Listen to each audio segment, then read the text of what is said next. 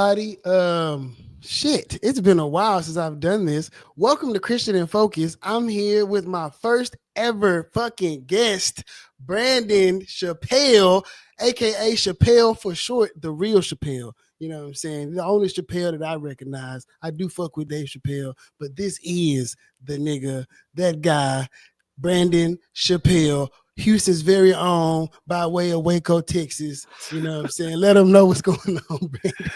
Hey man, that's a hell of an introduction, man. Hey, Yeah, hey, man. I'm Chappelle, and I'm very happy to be here. Thank you for having me as your first guest. This is so cool. We've been putting this off for way too long. For quite some time, like we have. So a little bit about Chappelle. Chappelle is a dynamic podcaster, journalist, all around Renaissance man. You know what I mean? He's a proud member of, you know what I'm saying, them nasty dogs, Omega Sci-Fi. You know what I'm saying? Throw your hooks up. Yeah, Shout out to the bros. You know, bruh is a staple of his community. You know what I'm saying? Everything that is black excellence is personified in this young man here. So I appreciate him being on my show. That's my nigga for real. You feel me? For all my non African American listeners, right? That's my homie from the house.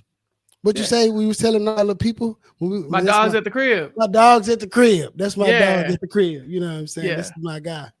yeah. You got a lot of non-African American listeners that you speaking to. Not yet. You feel me? But you gotta project your future. Yeah, Yeah, you I know what I mean? Like, I would like to have a very diverse audience. I feel like somebody needs to hear this bullshit. You know what I mean? Like, and it's really going, leave a lasting impression on their mind and their heart, fucking with a real one like me. Yeah, I have a very diverse audience, as you know, and so I might let them know about this and let them peep your content. Maybe they'll stick around. Maybe you'll get some fans just based off of the strength that they came here to hear me and you chop it up. Because as far as we're concerned, you this is me just talking to my homeboy. Now I know you got an agenda that you're trying to push today, but I'm very much just here because you asked me to be here. I'm down to talk about whatever. Yeah, and I appreciate that. And like at first, because I did, like I have been getting a lot of text from my elders, right, about Okay. how we are boycotting the inauguration today. We're gonna Yeah. watch something else. We're gonna do something else. I ain't fucking with that. I watched it. You watched the inauguration? I did watch it. I need to know what's going on. I work in politics. All of Yeah. that emotional shit, I can't be on that emotional shit. I need to know what the fuck's going on. Yeah, Like, but you need and to know what's going on at the inauguration. That's like, yeah, like yeah, you bro, can know it's what's like, going on, but like at the party, yeah, bro, I don't want to catch it afterwards, bro. I would much rather get it while it's happening so I can see the foolishness in yeah, HD. You know what I'm yeah, saying? And in real time, also, I'm an investor. So I need to mhm, listen to him because in real time, he is saying like what the priorities are and what industries he's going to lift up and put down. So if I'm mhm. trying to figure out where I'm going to put my money, I need to listen to him. You can't. This is a very wise businessman told me this. Okay. Business is bipartisan. Now, I will preface that by saying I'm a Democrat through and through. Now, you know what I mean? I'm more a moderate Democrat. I'm not more on the liberal side, but I'm a Democrat through and through. But before a Democrat, I'm a black man and a businessman. Yeah. And I need to know where my paper's going. What's happening? Like, so, Okay. I got kids and shit. You know what I mean? Like, I got to take Right. care of my, Got a family to feed, you as know they what I say. mean? Like, I got Nah, to know. I understand. I'm with the elders though. I didn't have to watch it. I didn't need it. I knew it was Mm-hmm. happening. Like, and that's enough. Like I know that was going to come. We've been waiting on this for months. But I'd rather nail my head to the wall to kind of watch the satisfied, smug look on this man's face, on the Oh, follower's it was face. everywhere. Like, It's it like, was eh. everywhere, bro. It was like watching The Handmaid's Tale in real life. It Right. was like, yo, I'm not even gonna lie. I love the political theater. Like, Mm, I'm just a super political nerd. So I really love the theater. I love all the theatrics that come with it. I definitely think that these people are too old to be acting the way they're acting. But clowning. like, I don't think that there's an age limit on clowning. I feel like, you just are who you are. And the older you get, the less you give a fuck. And none of them give a fuck.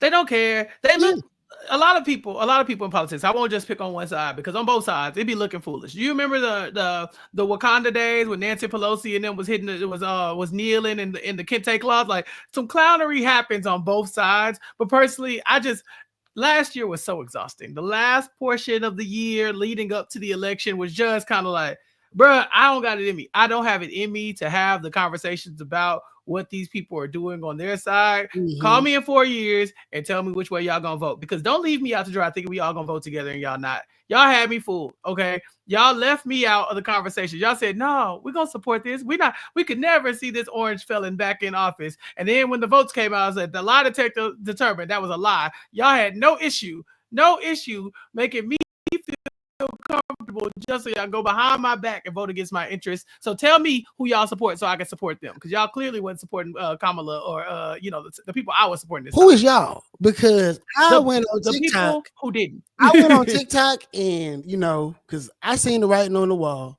Mhm. And, as a Democratic strategist, I'm trying to figure out, what the plan was, right? Yeah. Because in the middle of the game, if you put in your second string quarterback, there's a high probability that you're going to lose. Yeah. You know what I'm saying? Second string could be the standout athlete in college, you know what I'm saying? Thousands of yards, but they ain't really got them pro reps in.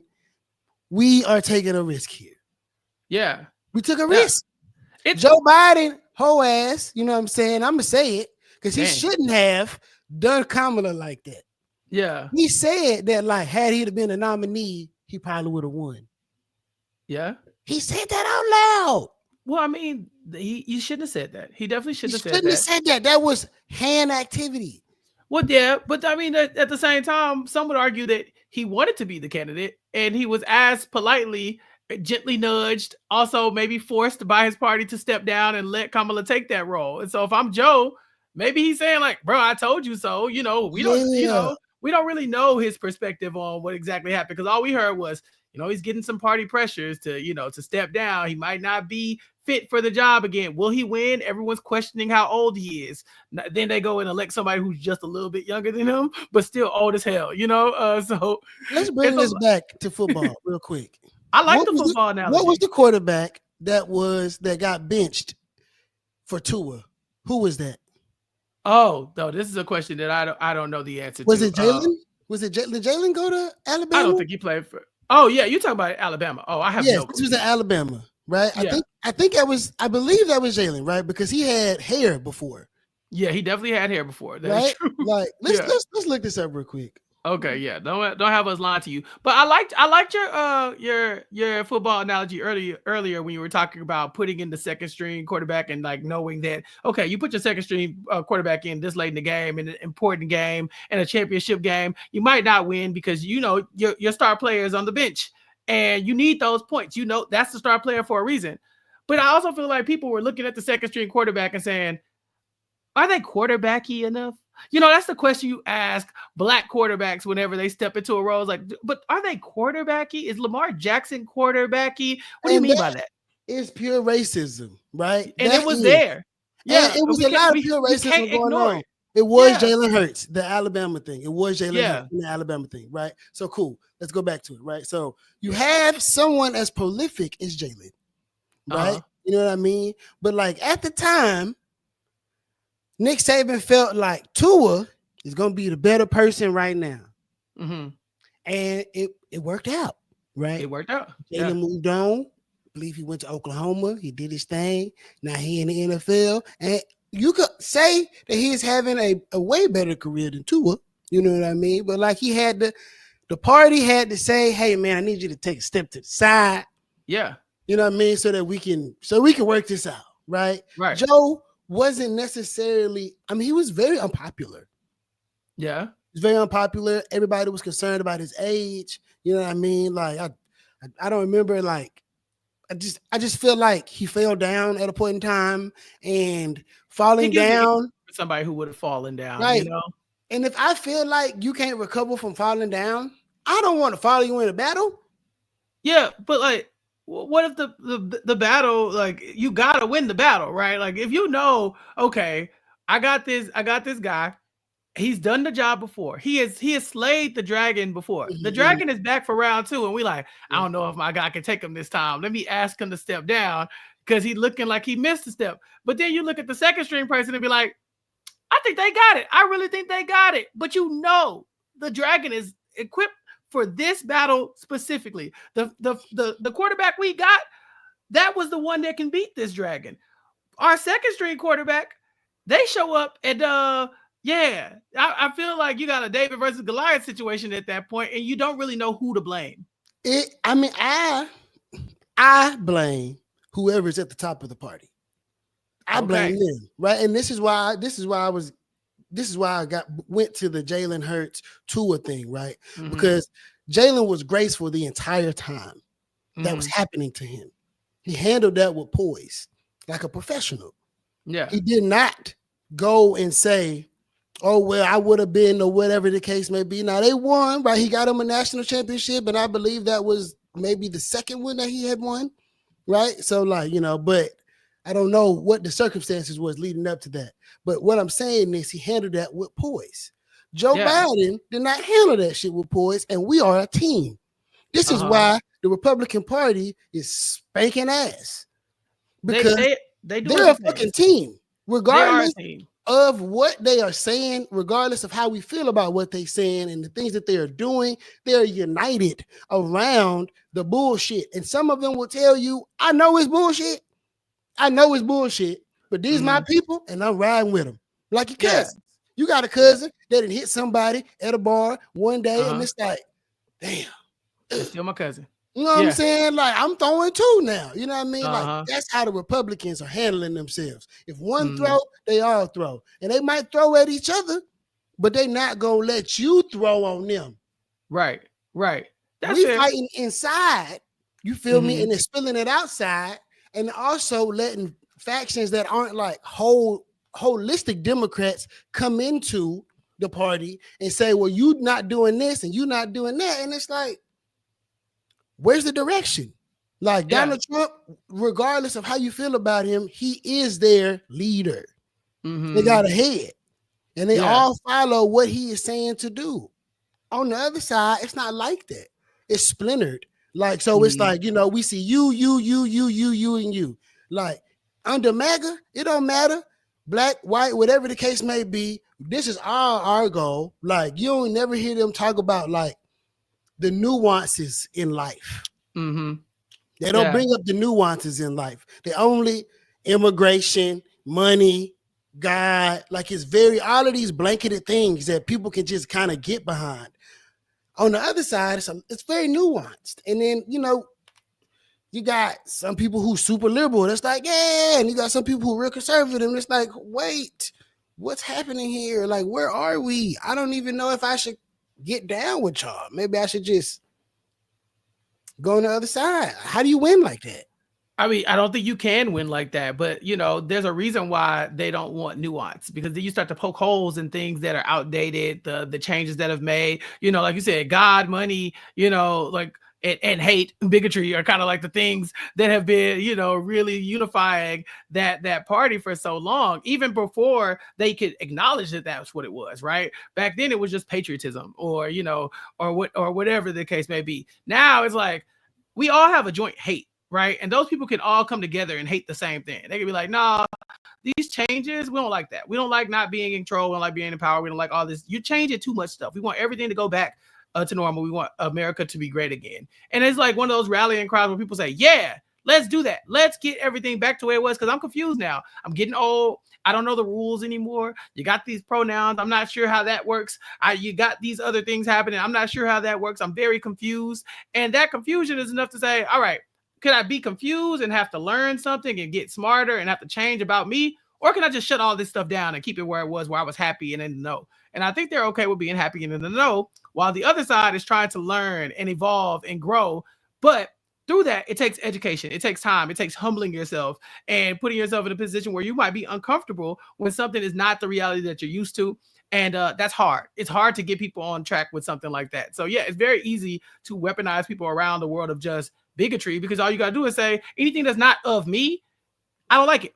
And people say, yeah, that's true. Like, it's very easy to say like, that's other and that's not okay. Whereas, the other side is saying, well, we're other, but we can all come together and get all these other pieces talking. But like you said, there's so much nuance in the conversations these others are having that there's stepping over each other to try to, kind of oppression Olympics themselves to the front of the line whenever it's time to face issues. So yeah, the party is splintered. It's a mess. And now I'm stuck I'm stuck again because the one thing I hated the most about the Trump presidency the first time is that it's not a quiet presidency. It's a presidency that you got to wake up every morning and see another headline about something this man did said or Every done. day. Just go do your job and leave the rest of us alone. I don't need updates about like, yeah, today Trump made fun of the special needs person on this school. Today Trump threw some toilet paper at the refugees. Like, bro, stop it. Every day. I did that for 4 years, bro. I'm not doing it this year. I'm clocked out. It's gonna be like that now. You know, not for me. He started before. Gulf of America. I missed all that. I have no clue. I have no clue. They didn't put Gulf of America on Blue Sky. I know it was on Blue Sky. They laughed at it, but it wasn't like, hey, come listen to us have a conversation about this thing. Because now, you know, because if you go on Twitter or Facebook or basically any other social media site except for Blue Sky at this point, then you have to see everybody's think piece about it, everybody's thoughts about it, everybody's trying to figure out the nuance. Then you got to deal with a billion bots that are there just there to call you a snowflake and a hater and a racist or a race baiter. Every time someone says anything, you cannot just say a normal ass opinion on x.com without 13 bots being like go back to your country, baboon, you know, like stuff like that. So I didn't see none of that on Blue Sky because everybody on Blue Sky was just like, LOL, Gulf of America, LOL, this dude's stupid. That was it. You know, it didn't get that deep. Blue Sky is cool. You don't get the Blue Sky is kind of like getting on LinkedIn. There's there's not a lot of negativity there. There's a lot of people sharing cat pictures and like liberal stuff, which is cool. Yeah. I found a lot of I've been impartial to Reddit these days. I can't do Reddit. That's a veiled concern. Like Reddit is nasty business be on Reddit. I have been like I've had discussions in the Democrat Reddit threads and the Republican Reddit threads, and for the most part, like I've had some very, I would say, encouraging conversations with Republicans in those threads, though I do disagree with them about like a lot of their stances and things like that. They weren't inflammatory conversations. Nobody like hurled names around at me. Now, the moment I got on TikTok, and this was like other Democrats, right? Mm-hmm. And they let me fucking have it. Yeah.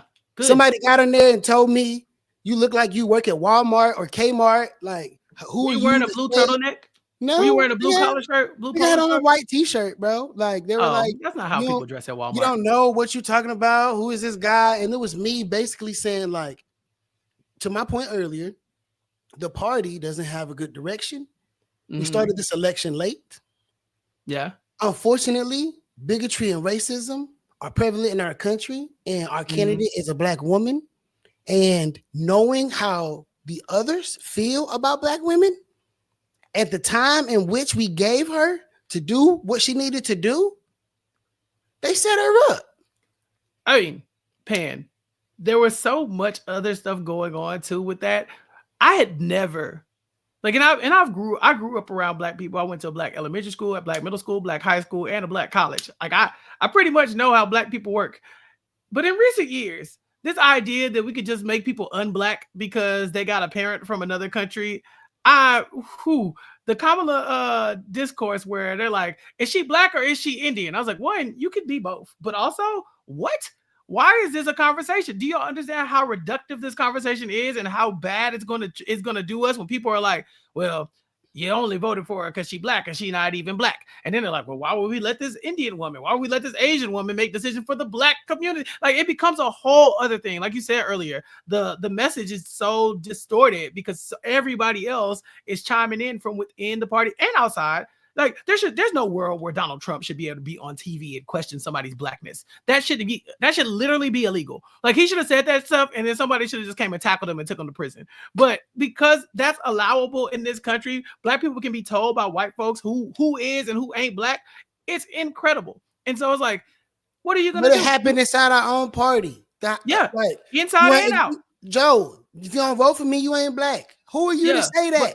He was joking. Like, but still, nobody bro, laughed. like, nobody laughed. Like, nobody laughed. You can't do that, dog. Like, you can't do that. Like, everybody, all the Black people remember crime bill, Joe. Crime bill. Read the room. Read the room, brother. Like, we get it. But also, Right, because I'm still on the we get it part. I mean, if Joe Biden said if you don't vote for if you vote for Donald Trump over him, you ain't black. I mean, yeah, Joe, you don't got no right to say that, but also, are you black if you voted for Donald Trump over Joe Biden at this point? Yes, like, I got you questions. are black. I don't know. Yes, let me see the demographics. Black people are allowed to be Republicans. Nah. It's yes. Nope. This is a conversation that need to be had. I don't. I mean, it's just words. It's just words. It's not going to change my thoughts. We need to stop. Black people, we always talk about how we are not a monolith. You and I, in all these conversations we have, we always talk about the nuances in our communities. Yeah. We are all shades of black, but from this, it's like light skinned black to dark skinned black, but all liberal black. You know what I'm saying? Like the moment you decide to go vote for Donald Trump, you lost me, baby. I don't know what to tell you. If you abstained from voting, I can almost respect it. But if you actively went and said Donald Trump is who I want to win the election, I'm sorry, and I'm not judging you. If that's you, then that's your life. It sounds like you judge. I'm judging a little bit. I'm judging a lot, honestly, because I can't conceptualize it. But I also don't need you to try to change my opinion. You know what I'm saying? Like, if you obviously thought this about Donald Trump and you made your vote for Donald Trump, you go you. That's a good for you. It looks good on you. I'm happy you won. As for me and my black ass house, absolutely not. The host of the will not be. Sorry, no. We have nothing to talk about. You can't share a beer with him. With someone a black person that actively went out and voted for Donald Trump? Yeah, you can't share a beer. No, I can't do that. I can't do that. Sorry. So no, yeah, I can't. I just want to ask, right? I just want to ask, right? Because I mean, everybody can check my record. I always vote Democrat. So, like, think what you want. You know what I mean? Yeah. But these are my thoughts. Do you have why don't you have that same vigor, or why don't you feel a way about President Biden? My thing is Donald Trump is an incompetent man. Okay, I'm not saying remember, I didn't say cannot be a Republican. I started and said if you actively went and voted for Donald Trump specifically, okay, I understand, I'm being mean, but I do understand black conservatives. I understand that that's rooted in a whole bunch of stuff as well. But ultimately, for me, if you're sitting here looking at the former host of The Apprentice with all his bankruptcies and his failed businesses and all the crap that he has said and been accused of and his felonies that he has been charged with and the fact that he's been impeached twice, and you thought, yeah, that's my guy, then I don't understand you on a fundamental level. And maybe I can understand it on a fundamental level because I'm a super political nerd, right? Yeah. And there was a mayor, I want to say his name was Buddy Cianski. Let's look it up real quick. Buddy Cianski in Rhode Island. Let me see. In Rhode Island, how do you come across this Buddy Cianski in Rhode Island? There's a podcast, I gotta look it up, that was like they would talk about all of these politicians and stuff, like when they did like crazy stuff. Okay. Right? Yes. Yeah. So Vincent Albert Buddy Cianski Jr. He was a prominent polarizing figure in Rhode Island politics. He was the mayor of Providence for over 21 years. Okay. He went to jail. I believe. Was he a felon? Bro went to jail. Okay. He served 4 years in federal prison for racketeering, it seems. There it is. Yeah. Oh, there it is. He's a felon. Yeah. Yes. So Buddy was a felon. Like he had somebody kidnapped once. They burned him with cigarettes. I may be mixing that up with Kwame in. No, it says you might be, but it does say he pled no contest to charges brought against him involving kidnapping and torturing a man. So so that might be him. Right? It sounds like Buddy to me. Yes, Buddy got reelected mayor. He was 21 years, Brandon. He got reelected mayor. Yeah. A bunch of times. Yeah. So you would think, right? All of the stuff that we talk about, right, with Trump, he's a felon. He's this, he's that, he's this, he's that. How could they ever pick somebody like this? Yeah. In a small place like Rhode Island, where where you would think everybody might be on one accord because there's less of them, right? Like, Yeah. they picked this man for 21 years, bro. Damn. Because they felt like, regardless of his record, whatever he did to other people or whatever the case may be, when he was in charge, life was easier for them. Like, that is politics. That's how you get people like Mussolini. That's how you get people like Hitler. That's how you get people like those dictators, bro. Because somebody was not doing right, like, by the people. You know what I mean? Yeah. Like, we hungry. People hungry. Like, that's the fundamental. That's the one thing. People are hungry. And we're not making new jobs, right? All the manufacturing is gone. You can't go get a job on the railroad. You know what I mean? Like, those things don't really exist anymore. Like, they're not there. So, like, what are people doing? Crafting, trying to sell stuff on Etsy. Half of the nation don't even really know how to use and or understand the internet outside of social media. Yeah. Like, they just don't. So the economy has flown by everybody. Like, and it's because it changes so fast, right? Because it's on the internet now. Like, it's not slow. Like, when they was hammering stuff down and building stuff up, that takes years. But you can put up a website today and be a millionaire by Thursday. Right. But you got to have the knowledge to know that type of deal. Like, but that's where our country has gone, and everything with people who don't have their knowledge, like, they don't know where to go. What should I do with my hands? Yeah, I don't know what to do with my hands. Like, what should I do with my hands? Right. But you know, I bet Buddy was a Republican. I think he was. Of course, because everything you just outlined is exactly what the hell I'm talking about. Like, these people are willing to put these scruples to the side, God to the side, all this stuff to the side for their rights, the freedom of speech. Oh yeah, sure. That's what God would want. That's what the Bible is talking about. The same Bible thumpers are out here saying you deserve the freedom of speech to be hateful and bigoted and say trash things to people. And you're the one holding the Bible. So this same Republican Party that just elected that felon elected Buddy. For 21 years, this man was the mayor, and he was the mayor. Mayoral politics is bipartisan. He is a Republican. And, yeah, for sure. Yeah, exactly. But and it's so still bipartisan. No, but he is not. So he himself is a Republican. And they what said, about the Democrats who voted for him? We don't know that Democrats voted for him.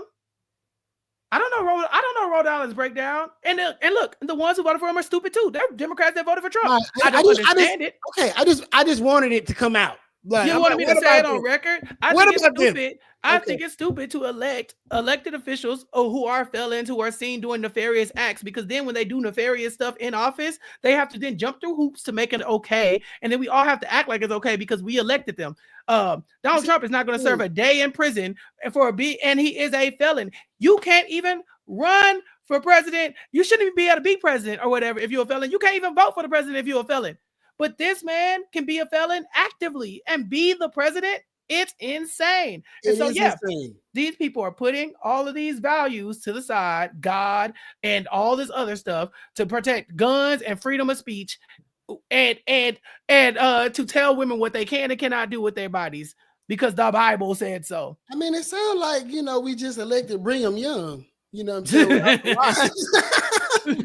I mean, look, does he need the wives? Because look, the man out here Donald Trump got hoes, and on record, like on record, this man loved God and family and all this other stuff. Which marriage is this? You know what I'm saying? Like, are you crazy? You know what I'm saying? Young 2.0, baby. That's what I'm saying. Like, so all I will say is this. I will never understand the people who voted for Donald Trump either time. And I don't want to be, either time, any of the times. And I don't want to be swayed either. Like, y'all did what y'all had to do. He's got his 4 years. He got his next 4 years. That's 8. Baby, I never want to see this man again. The day after this man's reign of terror is over will be the best day of my life. Because at that point, I don't think I'll ever have to see him. Hopefully I won't. Because I barely see him now. I have this man muted. I have this man muted and blocked on every platform there is. The only reason I'm even saying his name is because you asked me to be here. Okay, I've done a good job of curating my space. I will not be bothered by Donald J. Trump much after this. He's got, like, one of my colleagues was telling me, right? Like, once you become a congressperson, you're always a congressperson, blah, blah, blah, blah, blah, blah. So, like, throughout the rest of our lives, until he passes away, whenever there's like a super presidential thing going on, he's going to be there.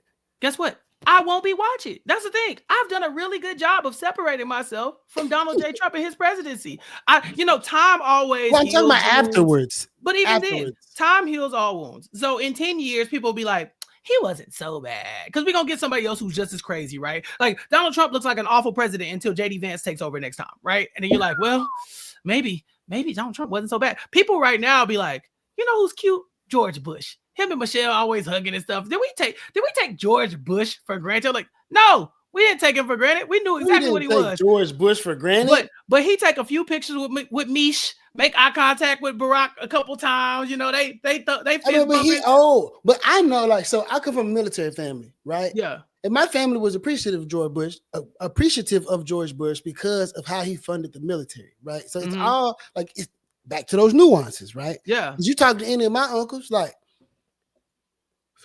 they came up. Yeah.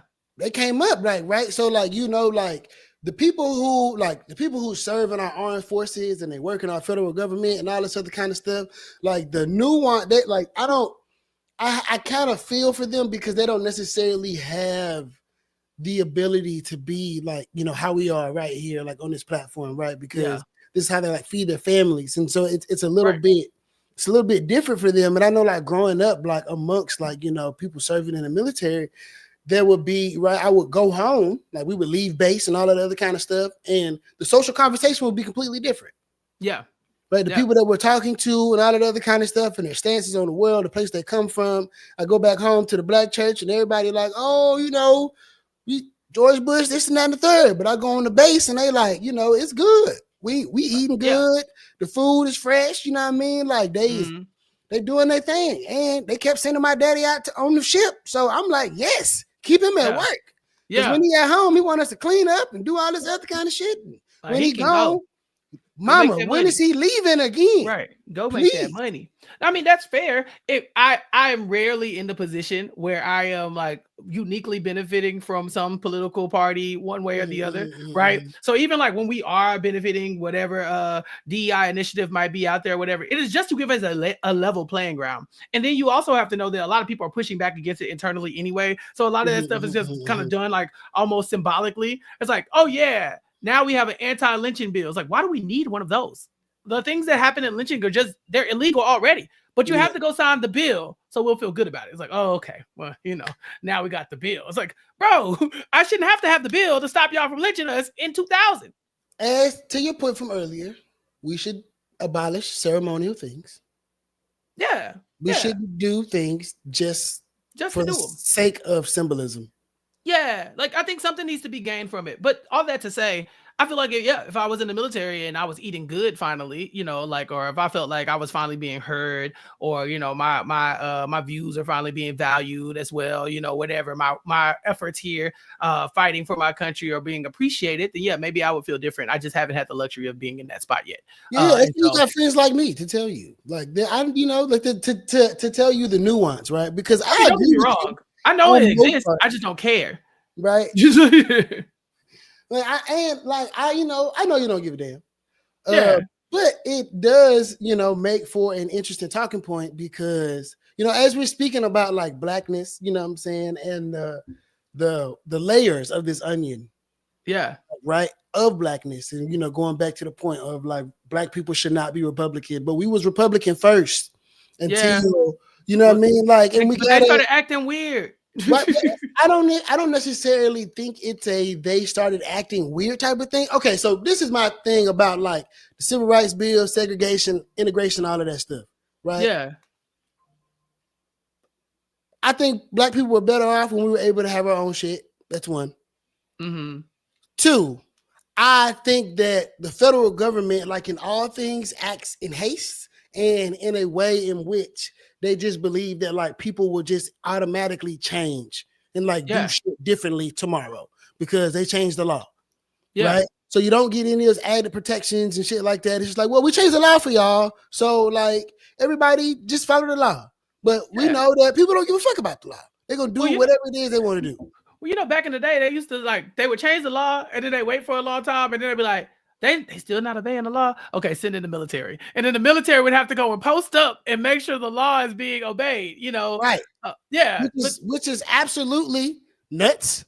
right? Yeah. Which is absolutely nuts. So, Yeah. like as far as like blackness is concerned and like what party you should belong to. So, what I'm saying? The Democratic Party, like, yes, Civil Rights Bill, LBJ, all of that stuff. But I believe LBJ used the word nigga more than anybody in the White House, like ever.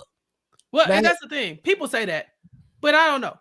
Because there was a lot of N-words driving. Like that's a bold statement. I mean, Okay, I feel there like were he's a white man from Texas. You know what I but mean? there It's were the 60s, it's yeah, the 70s. Like, but I there were don't. literal slave owners who didn't even know these people's names. They would just call them nigga. This is true. Like, This is true. at But least I his mean, niggas had names, Japan. I That's don't all I'm I saying. don't feel like but I don't feel like it was done for our like I don't think it was done for our benefit. You know what I mean? I definitely think it was political theater. Yeah. And when we did get, the rights that we would deserve, you know what I mean? Like they let them like fuck us over for a long time and shit like that. But it was just the Donald Trump signing his name on the checks type of deal. You know what I mean? Like, and like that's how that's how Donald Trump got him, right? Like, it's the political theater. You know what I mean? And so like, because before, like we was because Abraham Lincoln was a Republican, right? Like, when the Republican Party freed the slaves, right? Yeah. So once, we all free now, we Republicans. You know what I'm saying? Like, cool. Now we tired of being oppressed, and y'all ain't doing shit. You feel me? Yeah. Like, y'all gonna do something? We signed it. Okay, cool. Now we're gonna jump ship. Yeah. But like you still got a large swath of people who are like deeply conservative, deeply rooted in their religion, deeply Southern. You know what I mean? Yeah. Very fiscally conservative. You know what I mean? Not very socially progressive at all because of their faith. Yeah. Right. And we live in Texas. Yeah, for like, sure. Even in 2025 in Texas, brothers and sisters still got minds of people from 1955 to 73. Yeah. No, You know what I mean? these are really good points. I have a question. I don't want to derail your conversation any, but you were talking about earlier with the military and how, those people are really taught to kind of like, if you're in the military, you respect the head of state, right? You like whoever the president is, that's who you go to. That's your boss. And you don't really get a choice in that, and your political opinions really don't matter because you still got to go to work. I heard a rapper recently kind of echo those sentiments. Have you been keeping up what's going on with Nelly? No, but I saw somebody on the podcast say that he's supposed to perform today. Yeah. So Nelly and Snoop Dogg, and I believe maybe a couple other Soldier Boy. I know Soldier Boy was in there. Yeah. Soldier Boy has already gone. Soldier Boy was crazy. Yeah. Which is insane.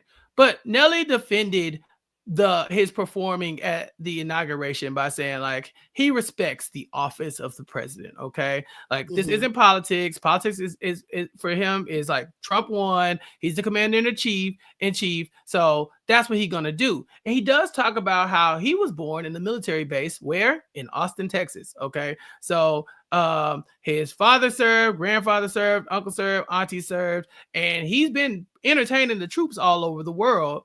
But now when people are asking about it, he's saying like, if President Biden would have asked him to perform, he would have performed. If Kamala Harris had won, he would have performed. If just a thing he would have done for the office of the presidency. But people are asking for Nelly's head. They're like, nah, baby, this ain't the same. Snoop Dogg is another conversation because he actually said people are, I think he called them jigaboos if they are performing at the Trump inauguration the first time. And yet here he is on the docket the second time. So yeah, it's funny that you mentioned that. Jigaboo is wild. What's the wildest slur you ever heard for black people? Like, what's the wildest one? Because I got a favorite. Have you ever heard somebody called a moon cricket? That makes me laugh every time. I don't know what it means. Moon cricket? Is it one of them little black ass crickets? I guess. But it's a slur. Yeah, and I don't know if it's just because like. I don't really know where it came from, but the first time I heard somebody utter it, I screamed because why is this a thing? Moon crickets. Derived from the antebellum colloquial slur, slaves who, weary and working through the night, maintained through chanting and song. Looking back, the term moon cricket was used to belittle the plight of slavery and shrouded in fancy. But couldn't this darkness be reclaimed in the name of resilience and an What? undying dedication to the higher See, power working through us all? this is why people go and jump to the other side, because they be like, we ain't gotta reclaim this. We don't need to reclaim Moon Cricket. We already got nigga. We don't need to reclaim Moon Cricket. Yeah, Moon Cricket is crazy. They got a restaurant called Moon Cricket Grill. Yeah, it's on my to-do list. I want to pop it. I just hope it's Moon black owned. Cricket Grill. What? But don't. Nah, it's in Florida. God. It's in Florida. It's a fun hopping place. Moon Cricket Grill. Yeah. Ain't that crazy? Moon Cricket. Moon Cricket. Yeah. I think the worst slur I've ever heard. I don't, you know. I know a bunch. Porch monkey. Porch monkey's a big one. You know, they've been calling the women on Twitter she-boon lately. She-boon? Like as opposed to a he-boon, which would be a baboon, I guess. A she-boon is like the yeah. That's on X.com. That's what the bots is saying on X.com anytime a black lady says something. She-boon, yeah. So, you know, so when you have these platforms like X and these other things that are perpetuating these ideals, right? Like, because you have the ability to censor this kind of stuff, but you say, no, we need freedom of speech at the detriment of minorities specifically. And so, I think that is because, like what I think is that, like, I definitely think that white people feel that whiteness is under attack, right? Like, because, you know, there's so many different shades of color moving into the country. And, you know, we do, like, the richest men in the world are, you know, for the most part, white men, but they control technology, right? They're rich through the internet. Yeah. And because, like, right, like, look at TikTok. They had to make a law to ban it because they couldn't control it. Well, you know. Like, they can't, right? Fuck him. Political theater. You want to talk about ultimate gaslighting? This man starts the conversation about TikTok needing to be banned. Everybody gets on board with banning TikTok. And then right when they ban it, they say TikTok is banned. But luckily, Donald J. Trump is helping us fight back. I said, not TikTok. Y'all got to TikTok too? Political theater, right? Crazy. And I'm saying this, right, because I was watching an interview and there was this young, I think he was like either Hispanic, brown. I'm gonna say he was like brown, like non-black, brown person. He was interviewing this white man, wealthy white man, and the white man was saying that basically, you know, the number of white babies that are being born is falling. Okay. Not enough white babies being born. You know what I mean? Like, so we need. I almost said something really disrespectful. Right. Don't do that because we're on the internet. Right. The number of white babies being born is falling. Right. You know what I'm saying? His abortion ban. Right. Because we need y'all to have kids, right? Because in the world, people are having less children, just period. Yeah. But like now, people are intermingling, you know, at a higher rate more than anything because all of the scary, right? Like you shouldn't hump him or she shouldn't hump, whatever. That's pretty much gone, right? As we getting older, you know, like people are intermingling, right? It don't matter. Yeah. But like the people who want to preserve, you know what I'm saying, their race, their culture, their heritage, or whatever the case may be, and they just so happen to be in power. Mm-hmm. Right? Mm-hmm. Like, so all of the things. And just so happen, you mean like historically, always, all the time? Right. You know what I mean? Like since the beginning of the time. So like, you know, like at first, like in China, right? They told people to stop having kids. Right. Yeah. Now they saying like, oh shit, we fucked up. Like have kids now. And now the people are like, we don't even like each other. And then here they're saying, you feel me? Like, yo, we need y'all to like have more, you feel me? But the people here are like, we don't want them because we can't afford them. So they're saying we're gonna make sure you have them. Right. We're gonna shut this abortion thing down now. Yeah, now you losers are gonna be parents today. If you out here having sex, well, unless you're super rich, in which case you can travel to go then have an abortion because we left this in the hands of the states. But most of the people who can do that are what? White. Yeah. White. But there are a lot of white people who are poor, who cannot, and they can just hump and hump and hump. You got to think about it, like the Midwest, all of those places, like they, you know, they're, you know, we're 13% of the population, so there aren't very many large swaths of black people. You know what I mean? Like we pretty much focused in cities. Yeah. Everywhere else, middle America, The white people, all the industry is gone. And they humping. Yeah. Which is crazy. Well, bro, what else you gonna do? You been to the country? What else do you do in the country? Ain't nothing to do. They gonna go plant something? They go, like they gotta wait for the shit to grow. What you doing while it's growing? They planting seeds. Huh? Yeah. And please have more white children, right? So boom. Then back door. You know what I'm saying? We don't have any manufacturing jobs and all this other kind of shit. At the core of it, it's hurting the majority of our population, which is white people. Yeah. Yeah. Like it's hurting our white population. You know what I mean? But are you really hurting? You know, to say that you have less babies being born don't mean you are like at a scarcity of babies. You know what I'm saying? Like, right. We ain't ran out of space. Like, that's what I'm saying. Like, they act like, and I say they, but anybody who is pushing this narrative that we're not having enough kids are acting like as though the classrooms are empty. Everyone's got a surplus of food. We all sitting around here just getting fat and there is no kid. That is not the case. But people are broke. Who are making the decisions, right? They ain't hungry and they're completely detached from regular life. Why do they give a damn about the decisions? Because the people who are down here work for them. And they need people to keep working their jobs. Again, they ain't running out of nothing. It's like there's a plateau of where you can say, I have enough of something. There's literally a functioning amount of people in this world. We're bringing in enough to sustain the amount that we have, and they're going to bring in enough for us to sustain. They act like, oh God, at this rate in 2028, we're going to be out of white kids. Like, that is not the case. I mean, they feel like in like the next 30 to 40 years, it might it's going to be, you know, what's the word? What's the word on old brother word out there? Miscegenation. That's what they used to. You seen that? Miscegenation. Yeah, I see old brother word out there. It's been a long time. Is that the word? Yeah, miscegenation. Yeah, that's the word you're looking for. It's such a good word. It's an incredibly dumb. Yeah. Look. Yes, like so, like, you know, just to bring it back, right? Because that's what I think about, like when I think about this, and when I do think about the conversation that white folks do have about like white numbers dwindling, is I think about old brother with Arthur when they had the dude that was running for the governor, whatever state it was, I think it was Mississippi they was in, and he had the small man, and he was campaigning, I'm against miscegenation. That's the caricature that I get. $2 word. Yeah. That's the caricature that I get for these people that are like trying to cloak making America great again and by like making sure that like the power is still consolidated in the hands of whiteness.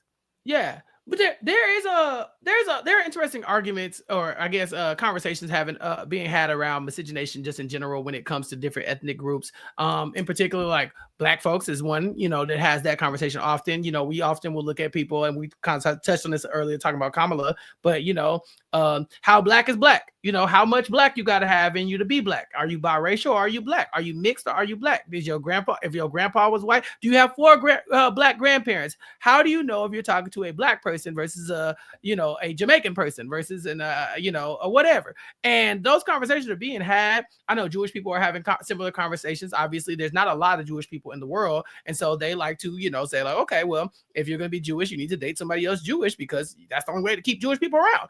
And so those conversations are being had, but you don't have to act as though like you have to now create a political movement around these things. And I think the Black folks that are doing this stuff, I be wanting to slap them aside the head because it's like it feels like some of the conversations are being dishonest. You know, it's like you have decided that you found out this person's lineage is not Black, even though their skin is Black, they're treated like a Black person, they move through the world like a Black person. But all of a sudden, because you found out that great grandpa is a white man, you're like, oh no, that's not okay. You're not Black, you're biracial, and I should treat you differently. It's like, well, it's not like they chose for their great grandfather to be a white man, and in fact, their great-grandma probably didn't choose for their great-grandfather to be a white man either, based on what we know has happened in history. So those conversations are happening all over the place. It's only one group of people that is actively making policies to kind of ensure that this stuff does not affect them in a negative light or what they would look like in a negative light. And this is worldwide in places where there are large swaths of people who are brown,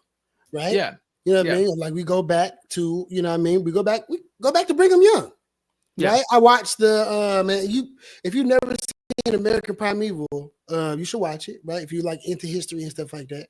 But I mean, it's the exact same shit. You know what I mean? They left, right? Because there were a group of white people who believed one thing, and the other white people were like, hell nah, take y'all weird ass home. Yeah. So what they do, they went to Utah and they started slaughtering all of the natives who lived there, right? Because God said, this is for me and I should be able to have this. And like, y'all are in the way. So we're going to come to your land where you don't have paper and you don't have laws and stuff like that. We're going to tell you that you got to go over here. You got to stay over there because this is for whiteness. Yeah. Right? The state of Oregon. I think they just abolished the law that said like black people weren't allowed. Yeah. The whole state of Oregon exists to protect whiteness. Yeah. So I mean, like, if I like, and you know, anybody can say whatever they feel, but like, as a black man who is trying to take a holistic look at all of this and just understand like what the fuck's going on, all I see is a consolidation of white power. Yeah. Right. Like, because the tools and mechanisms that were used to maintain power are now like uncontrollable. We got AI, you got swaths of people who know how to code and develop and shit like that. Because they can control the trash, right? They can control the road repair and shit like that. Up until a certain point though, when the robots come, everybody gonna be fucked.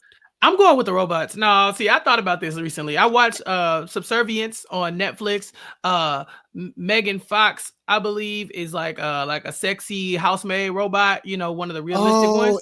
Yeah. They have sex, right? Yeah, she putting it on him. And then then his wife comes out because he thought his wife was about to die. So he really was like, he wasn't cheating because he really thought she was on the way out. Like they all did. He was cheating. No. They all like, even the wife was if your wife is about to die and you have sex with another woman, you cheat. But she thought she was about to die too. Like it wasn't like she tell him that he could hit her? No, but she kind of hit him. She didn't say go have sex with the robot. And that's another thing. Is it cheating if it's a robot? So here's the thing. Let me talk. So basically, she was on the way out and she basically was preparing her family. Like, hey, so she even told like the robot, like, hey, no matter what, you make sure you take care of my dude. You know, like I'm finna go, make sure you take care of him. And the robot was like, bet. You know, and so but then the wife bounced back. She come back and she like, all right, cool. She come home, the daughter like on some, hey, mommy, I like your cooking, but it's not the way the robot be making it. And she said, whoa, hold on. It's like, yeah, well, the robot got the recipes. You know what I'm saying? Like they got all recipes in that lady's head. Like, you know, what are you gonna do? And then homeboy, you know, it kind of slipped out there. The homeboy and the robot had got down a couple times. But if I'm slipped out.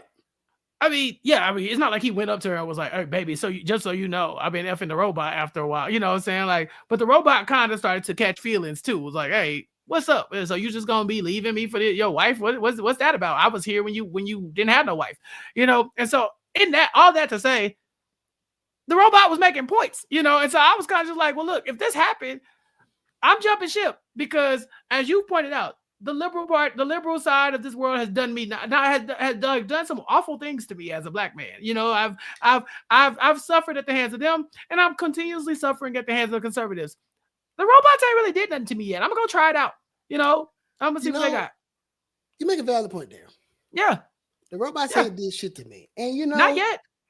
In college, I dated a woman, you know, and I wasn't shit, you know, in that time of my life. Yeah, you changed. We broke up. I'm a little better, but that's still ain't shit. Yeah. You know, but thank God for growth. But you know, she told me one time I was trying to get back with her.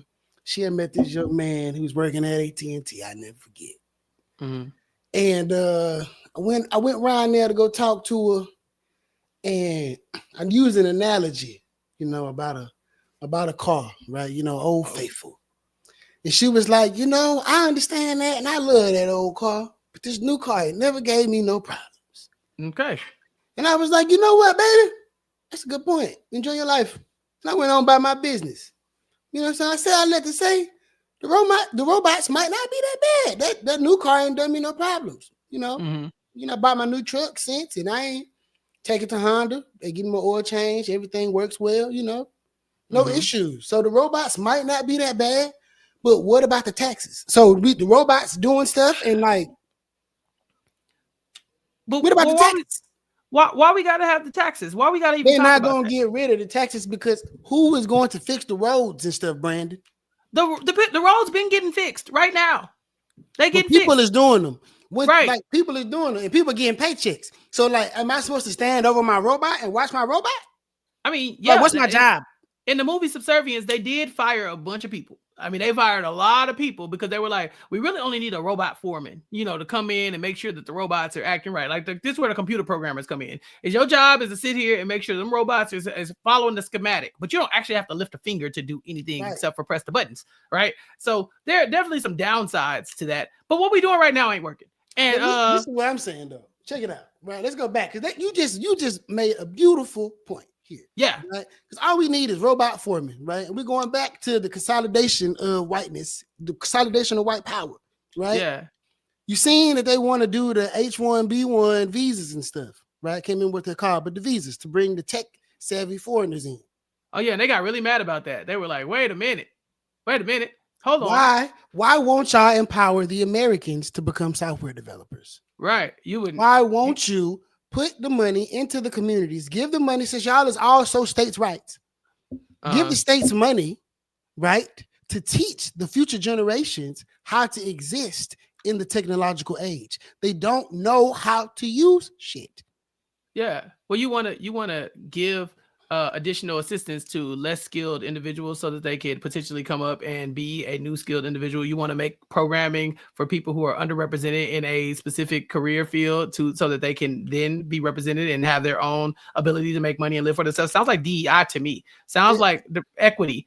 Sounds like inclusion. Sounds like you looked up and saw that you weren't in the majority, and now all of a sudden you got to go out and try to figure out ways to get yourself into the majority. But I thought we hated all that. I was told all that stuff was bad. It's discriminatory against the people in the majority. It's discriminatory. It is discriminatory against the white people. Is it? Well, no, I'm talking about tech. All the smart people are all the smart people. No, we're talking about tech. I'm talking about DEI.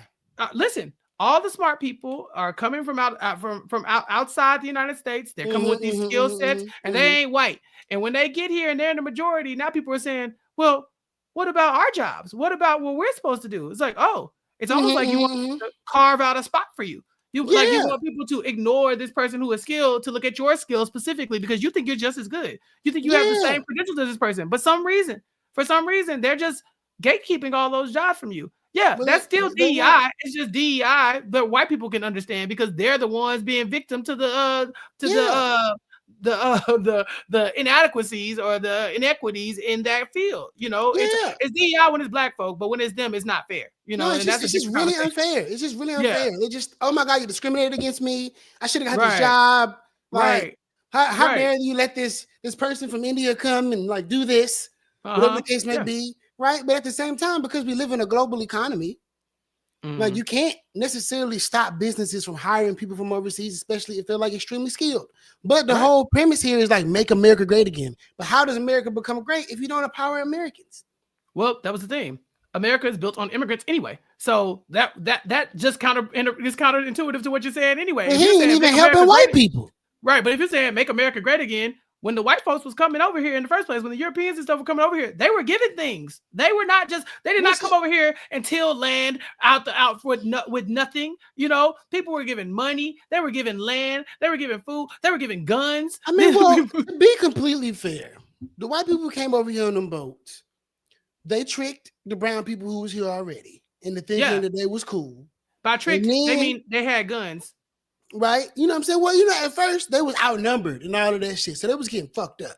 Yeah. Like, but because, but then they was like, okay, we're going to play nice. You know what I mean? And they sent somebody back on a boat and got more white people to come with guns. And then it was like, bow down, bitch. Like they try to make it seem like they did all this kumbaya. And I hate the fact that they lied to us. Yeah, they lied. About Thanksgiving all those years. I hate that. They lied to us about so much stuff.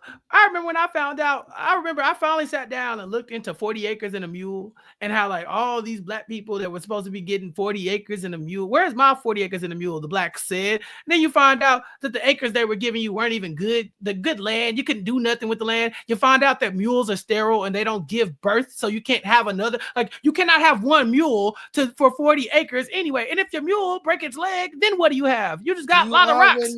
Broke. Yeah, you got nothing and you already broke. How are you going to feed the mule? How are you going to breed said animal to have more of them? It was always a scam, but people were looking at that like that was the American dream. They've been lying to us from jump. So it's hard to take anything that they say or do at face value anyway. And that, in summation, is why I'm opting out for the next 4 years. You call me when it's time to vote. Did somebody name like a recording studio or something, 40 acres and a mule or something like that? I don't know. Who is that? Who is that? Pissing me off. I don't know. I have no clue, and I hope that they are Spike Lee. Spike Lee, of course, it's Spike Lee. 40 Acres and a Mule Filmworks. It is Spike Lee. I knew somebody had something. But Spike is probably saying that tongue in cheek because he probably knows the exact things that I said, which is that's a fallacy. It's a dream that you were sold to tell you that you too can pull yourself up from your bootstraps, even if you don't got boots. We're gonna give you boots, but they're not gonna have no straps. I feel like Spike Lee is being socially irresponsible. Then, if he named his production company that, and he's one of the most famous Negroes in the history of America, and he has never like just sat down and said, you know, that like what Mr. Chappelle here just said on this podcast is true. I feel like their brother's being socially irresponsible. And as a black man who likes to advocate for all black people, I'm not like Brandon, Democrat or Republican. If you black, you cool with me as long as we can sit down and have a cordial conversation, because I believe we got to work across the aisle.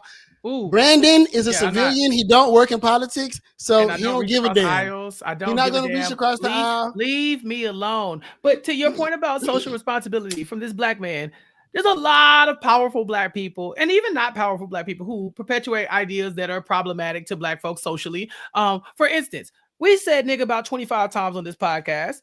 Right. And I'm gonna keep saying it because people call me the N-word in a derogatory sense, and until they stop referring to black folks, me and black folks as a whole, then I'm not giving it up, because you can't take it from me. That's the one thing can't nobody take from me, is that I can say that word and you can get as mad as you want to, and you can't until as long as there's breath in my body, I'll say it. But it's probably socially irresponsible for us to be saying it in rap songs, you know what I'm saying, and getting people chanting these lyrics and then being like, but you can't say it. I want to go with this. How do you feel about saying it in mixed company? Personally, I don't care. I do not say it because I don't ever want to give, like, in mixed company. Like, for instance, this is me and you. Obviously, mixed people are going to listen to it. A mixed group of people, population of people are going to listen to it. But that's fine. They're choosing to listen to this. But if I'm in their space or in a space where I know they're there, to me, I am going to try to make them feel like this is something that is taboo for anybody to say. Now, because I don't want you to feel comfortable enough to say it. The day you feel comfortable enough to say it to me and you're not black, we're going to have a conversation. And it's going to be a very short one. It might be our last one, you know, but like, I personally don't want to give you license to do that. Now, so I will avoid it just for that. But is it to make you feel more comfortable? No, I don't want to normalize that thing around white folks. Like, it's for me and my niggas. It's not for y'all. If you heard me and my niggas saying it, that's cool. You overheard a conversation that was for me and my niggas. But as far as like me talking to you, no, I'm not going to talk to you like that, because I wouldn't want you saying stuff to me that I couldn't say back. So, you know, so personally, that's how I feel. I had a conversation about this the other day, and it was about code switching. You know what I mean? And I work on this a lot, right? Because in political settings, we happy hour a lot. Yeah. Right. You know what I mean? And, you know, once you get the drinking, you get loose.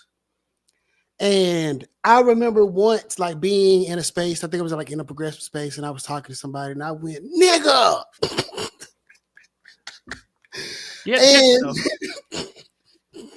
So, oh, my bad. And I'm just like, I didn't like apologize, but I felt weird about it. Right. Yeah. But at the same time though, like it feels oppressive. Right? Like to me, like it feels like, because I felt like feeling like I want to apologize for this felt oppressive. Yeah, like, that is oppressive. You should not have to apologize for saying nigga. Yes, and I felt like I needed to be like, oh my God, right? Now, there was an instance, one of my really, really good friends is white, shout out to my boy, Ryan. Well, he's mixed race, he's white, Hispanic, but like he looked more white than anything, so white, right? His phenotype is white, that's fair. Right, you know what I'm saying? And he's married to a wonderful woman, you know what I mean? Like, that's my home girl, you know what I mean? And the first time we met, we were in familiar space, right? And me and my partner, PJ, was, nigga. And, we sitting there and, you know what I'm saying, Melinda, which is her name, Melinda, God, bless her heart. Melinda's not from a place where there are a lot of black people. Right. You know what I mean? Like, she ain't no racist or no shit like that. You know what I mean? Like, she just, this is new to her. Yeah. And me and PJ in there, niggering it up. And we said something, and Melinda was like, yeah, my nigga. And me and PJ went, nah, bro. Nah, bro. And she was like, oh, okay. Yeah. All right, I get it. You feel me? Like, there is room for that. There is room for that. I recently watched Abbott Elementary. I cover Abbott Elementary on my podcast. Here's a shameless plug. YouTube.com/@recapkickback. We cover every episode of Abbott Elementary, me and my co-host Gia. And this season on Abbott, after the mid-season finale, they brought the cast of It's Always Sunny in Philadelphia on, because both of these shows are now in the same universe, right? So we have a crossover event, and we don't really do crossovers like that no more. But now we do. We got a crossover between Abbott and It's Always Sunny. And anybody will tell you, two different shows, right? Abbott's very sunshine and rainbows. It's Always Sunny is the opposite, okay?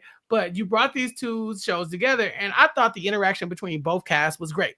So I said, why don't I go watch It's Always Sunny in Philadelphia? Let me go find out what all the hype's about, because it's been on for 20 years.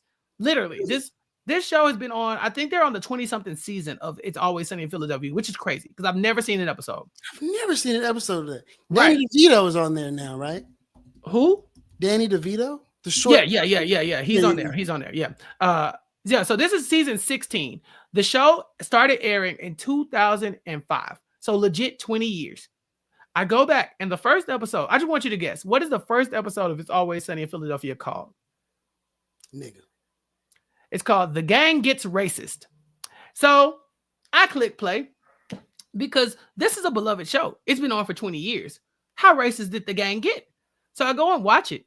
And there's a hard N-word dropped in the episode, but it's not in a derogatory way. It's just 2005, and people could say that tongue in cheek, or whatever. And so it was used in a joking manner, and the episode really was leaning into like the idea that these people were being like almost like tone deaf, not so much racist, but being tone deaf. And obviously none of it would fly today, right? Like most media in 2005 would not fly in 2025, but it did. I had to take a step back when I heard it. I said, ooh. And then I had to remind myself like, oh, okay, this is 2005. Like I was about to get mad about this infraction from 2005 in 2025, watching a show where 16 seasons ago, a show that is probably unrecognizable, with their content. And there are so many things that we could say about that. So many movies and stuff like that. Like, have you ever watched Rush Hour? So racist from beginning to end. Okay, I will die on this hill. I've always said Mark Andrews is a flop. Mark Andrews is a flop, and Quentin Tarantino is a racist. And I said that shit. So Quentin Tarantino, he will have somebody say every variation of the word Negro. Yeah. Every which way. And I just feel like every time he write it down, it's just like, oh. Yeah, but he's doing it on purpose, And so for me, it's like, you gotta, like you said, there's space for learning. There's space for your friend said it. Y'all said, hey, not cool. She said, bet. That's it. You lose me when you're like, well, why not? Why can't I just do whatever I want, despite how it makes you feel all the time, even though you can't do nothing that you want, despite how we feel all the time. Like that's really where it gets me. Because if you get to be racist, then I can at least tell you what makes you racist, right? So, like I could, like you get to treat me like this, then I can at least tell you when it hurts. You know what I'm saying? And I think that shit hurts. Question: we at a bar in the Heights, predominantly white bar. Yeah. Are you code switching? Who am I with? If me and you are at a bar, then no. I don't care who's around me. Okay, If me and you are at a bar and we're in mixed company, then probably. you are with, I mean, they're not like, it's not like work, but there are non-black people around. Yeah, And I'm there too.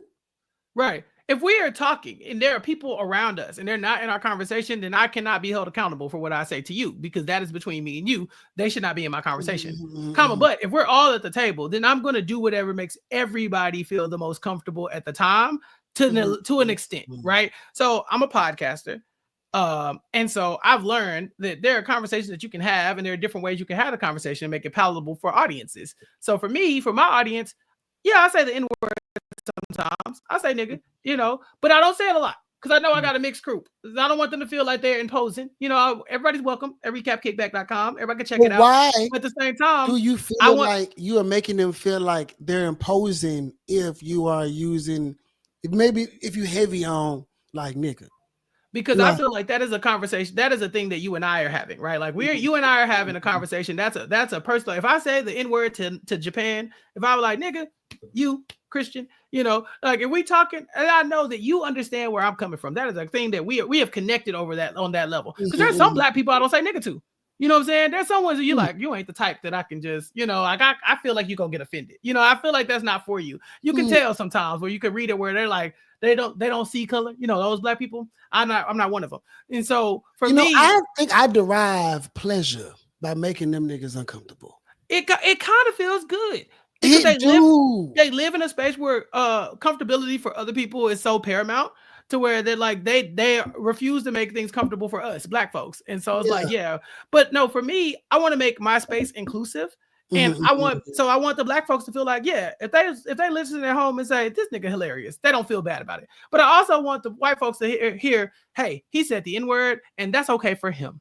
And that's okay for him because that's his story. That's his identity and that's his life.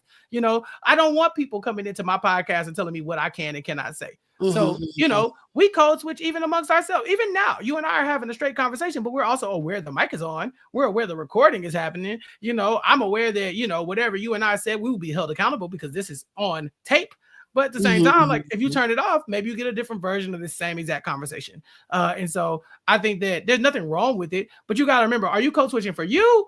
Are you code switching because you've been taught that your vernacular, the way you present yourself, the way you and who you are in the world is not acceptable? And that is not why I code switch. And I think that for a lot of Negroes, right, and I like to use the word Negro instead of like black because I don't like being called a color, and I just prefer Negro. I like black. I've always liked black. I prefer Negro. See, for me, here's why I like black. For me, when I walk into a room, I want you to know I'm black, and I want you to treat me as I'm black. Now that we see these conversations are happening around like who's black enough, who's black, who ain't black, what your lineage is, are you a FBA, are you an immigrant, whatever. For me, those conversations are so reductive because if we're sitting next to each other in a room, we're gonna get treated the same if we look the same, right? Like they're not gonna be like, wait, so you Jamaican? Like a lot the races are gonna go for the black skin every time. And so I like being identified as that because I don't want to question about who I am when I walk into the room. When I walk in the room, it's a black man. Ain't nothing you can tell. I could be Haitian, I could be Jamaican, I could be, a very dark Peruvian, but you see black. As far as the diaspora, right, of Negroes, like I don't like if you are a Negro from Jamaica, like I don't like it's because we all come from the same kind of pot, right? Like we just ended up in different places. You know what I mean? Like, but if you are somebody who looks like us in the Americas, somebody in your family is white. Somebody in your family is more than likely a Native American from whatever tribe somewhere, like, right? Yeah. Because people was running away, running around, meeting, humping, having kids. You know what I'm saying? Like it wasn't no rubbers. Yeah.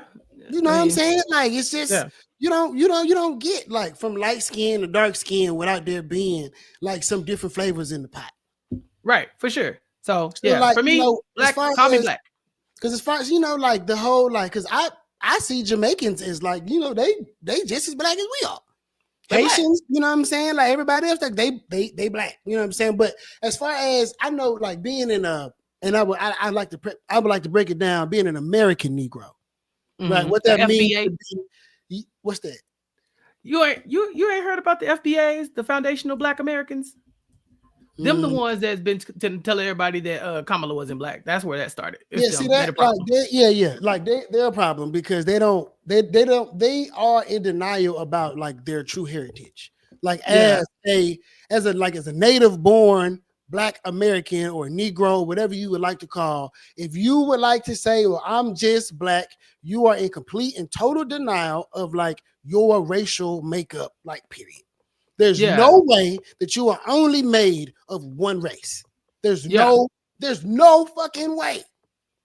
Yeah. And out of all this time, ain't no way, boy. Ain't no way. Yeah. You go over to Look. Africa, you can tell they come from one color people. Yeah. We look Yeah. completely different. Our noses, our foreheads, everything. Like, nah, Yeah. bro. Like, this is Yeah. a puzzle that got put together. We're like the youngest race on earth. Yeah. We knew here. We knew here. Me and my family, we did our ancestry stuff years ago, and you know, like I'm sure, like 1% this, 2% that, blah blah blah blah. Hella black. But there was still, like you said, there was still little spots of other stuff in there, and there's no way you could stop it happening. It's history. It's how it happened. But it does frustrate me a little bit that I cannot trace my roots back to Africa in any significant way. Like, we know I'm Black, so we know I can go that we, because I don't like the idea that there's something out there that I can't do. You know, like, you know how people say that there's like, you can do anything if you put your mind to it. But like, scientifically speaking, it's really hard to trace my lineage because it's from slavery. And so, you know, it said, like, the ancestry test says like, oh, you're 85% Nigerian. Cool, bet. But how did that happen? How did I get here? Like, I got here on a boat, bet. And then what happened? I would love to know and then what happened? Like, how did I end up in Texas? Maybe you didn't come here on a boat. Right. And how would I know?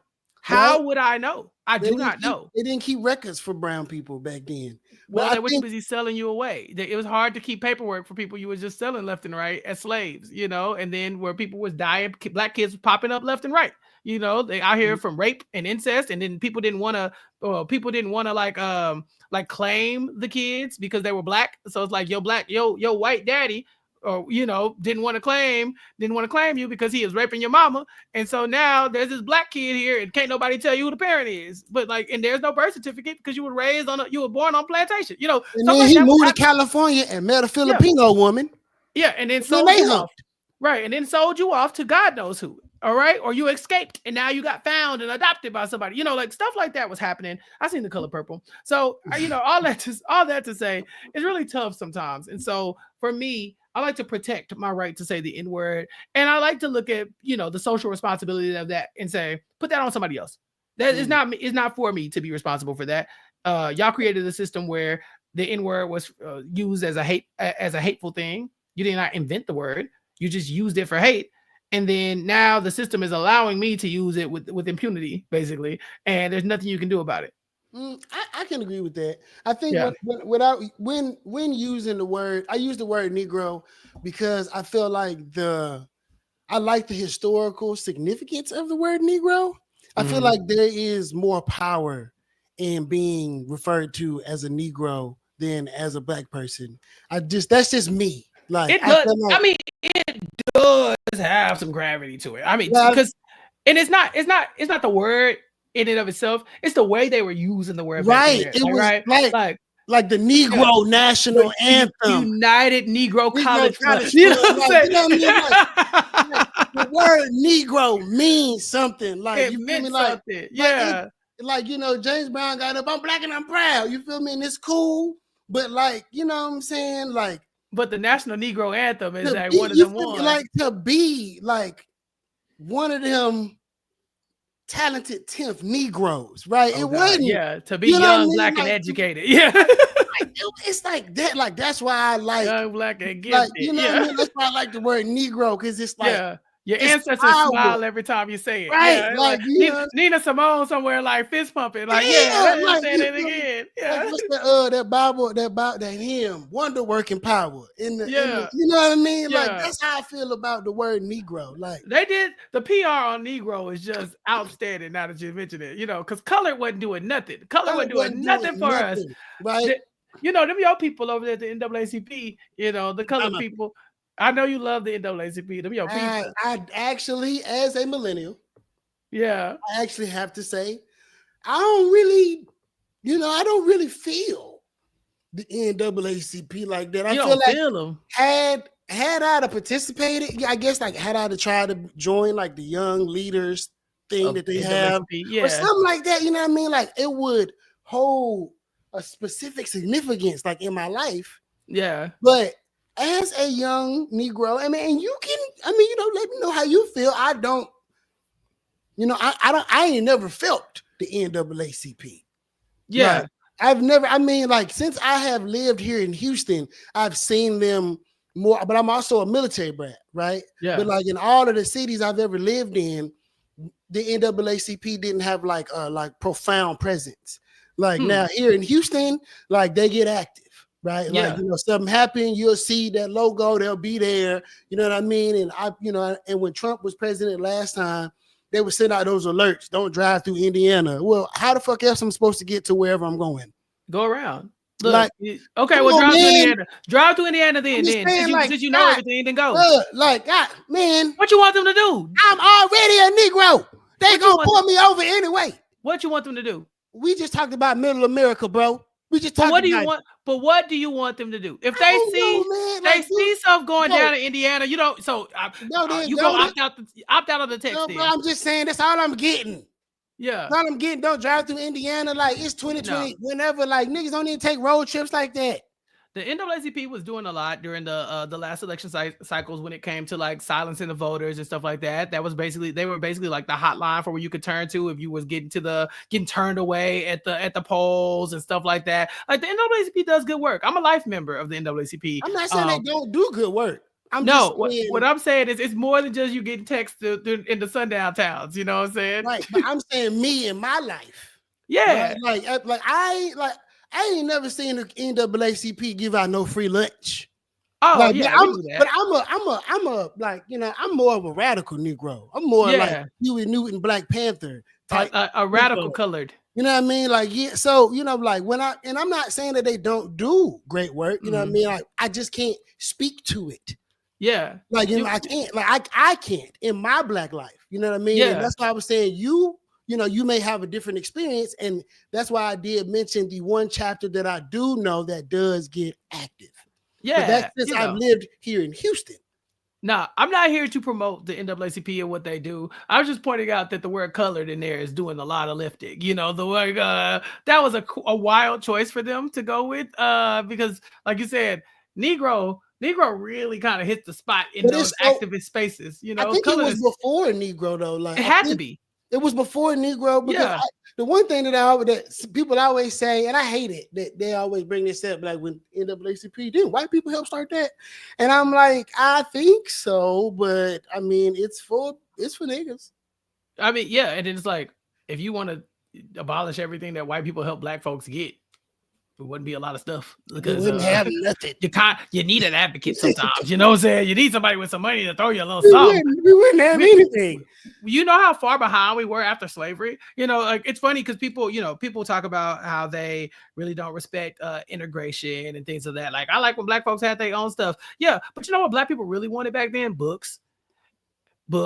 They wanted books and couldn't get them because we wanted we couldn't print them. We couldn't do it on our own. So they had to give us stuff and they integrated as opposed to just giving us nice things. But they were they saw separate but equal and were like, hell no. They were like, we can't do equal. Or they could have just let us make our own money and then we would have been able to print our own books. Right, exactly. Because I feel like, the people the children that was in those classrooms, right? Mm-hmm. Who, came up during that time, like them the ones who grew up and decided they was going to be Negroes, right? Yeah. Like, and they grew up in these isolated, like Black islands of like Black people wearing nice suits and going out to nice dinners and having businesses and stuff like that.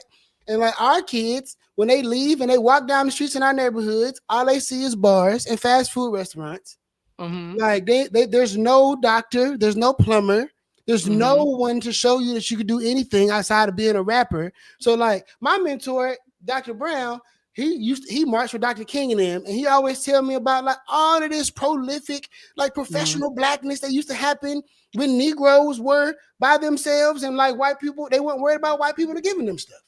And like I yearn for them black antebellum days because I would like to be in a place where I can walk down. I live in Third Ward now. I would like to walk down the street and just see a black pharmacist, like being like, "Hey, y'all, I'm here for you," right? You know what I mean? Like, and not have to leave the community and go across the freeway, knowing that most people who live on this side of Houston that are black like me don't have access to a car because Houston is a car city. There's food deserts everywhere. There's nowhere to go to the doctor. Like, so I'm like, you know, like it's those kids who fought, grew up, became Negroes, and fought for this and that and the third. Like, you know, like having that white benefactor at a point in time, like it wasn't even necessary because we were able to just make our own dollars.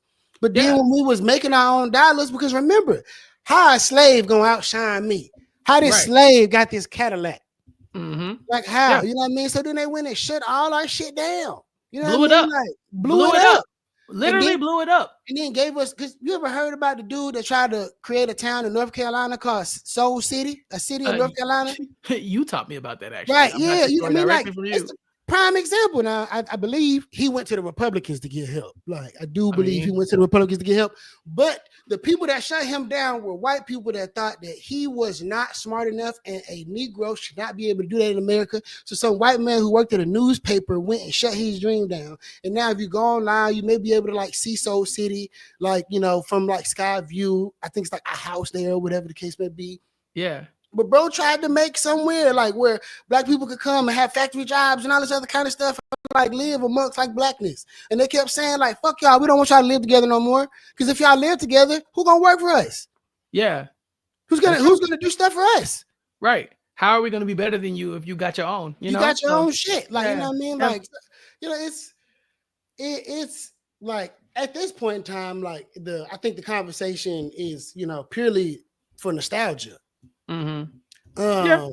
But like I think that, you know, there's a, you know, a silver lining there as to, you know, maybe some of these young, brilliant Negro children that's coming up in this new era will learn the ways of the internet and be able to free themselves from the shackles of capitalistic white oppression. Yeah. If only they had apps like TikTok or something like that was out here spreading the word, you know, maybe TikTok ain't helping them.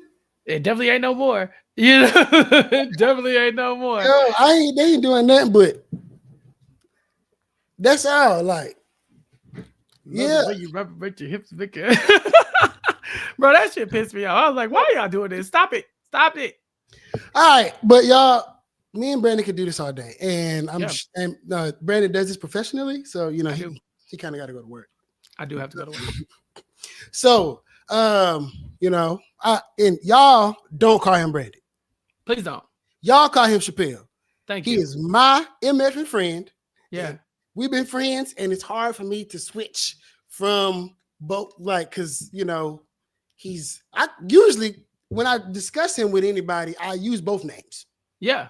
So, you know what I mean? Like, but that's my friend. You call him this. Chappelle. That. Yeah, you call him that. Chappelle. And you check out his podcast, The Recap Kickback. The boy's prolific, right? I hope y'all really enjoyed this conversation that we had. I know I enjoyed it. I'm all hot in here. I'm sweating under my titties. Yeah. Yeah. No, thank you for having me. If you want to keep up what I got going on, recapkickback.com is my podcast where I just talk about black stuff. I talk about movies and TV and stuff. I keep it light. I don't like to like all these political conversations. This is for smarter people than me. Obviously, that's why Christian had me on, because he is smarter than me. But I have to have him on as well to come talk about, you know, stuff that really don't matter. I just like to make people laugh, make people smile. So come listen to me talk about television shows, movies, music, entertainment. Just did a review of the Diddy Making of a Bad Boy documentary on Peacock. So that's already up on recapkickback.com and on our YouTube page, youtube.com/@recapkickback. So go check that out and listen to our review. It was like the documentary is tragic. It's tragic and it's dark. But we had a hell of a good time talking about it on the podcast. And so, it had some good laughs on there. So check it out. And then make sure you follow me on all social media platforms @recapkickback to keep up with what I got going on and more. Yeah, we talked about some tragic, dark shit today, but We did. with a We keep light it light. heart. Yeah, we keep it Yeah. light. We keep it light. I hope you learned something. I hope you were inspired. I hope you decide to call yourself a Negro if you are an African American so-called person. Mhm. Adopt Negro. Put it in your Yeah. handles. Put it in your handles. Until next time, everybody under the sound of my voice, I really appreciate y'all. Love, light, and happiness. Peace. Peace.